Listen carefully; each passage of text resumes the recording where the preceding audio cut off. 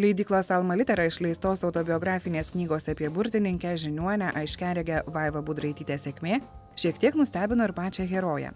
Kuo Artūro Mankevičiaus parengtoje knygoje Vaiva dalijasi su skaitytojais. Mano viena skaitytoja savo dukrai sako, cituoju, tave garsiai skaitau ir jinai sako, Dieve, mama, čiagi apie mane. Tai reiškia, ko gero, kiekvienas ras truputį savęs, nes jeigu žmogaus apie gyvenimą rašai, tai, manau, kiekvienas mes esame išbuvę kančią, išbuvę kažkokius tai dalykus, iškentėję, išjautę ir aš manau, kiekvienas ras truputį savęs. Nebijodama nei skeptikų, nei kritikų, knygoje Vaiva su jai būdingu žemaitišku tiesumu atvirai pasakoja apie žmonių silpnavališkumą ir veidmainiškumą. O ką pati Vaiva skaito ir ar knygas kitiems rekomenduoja?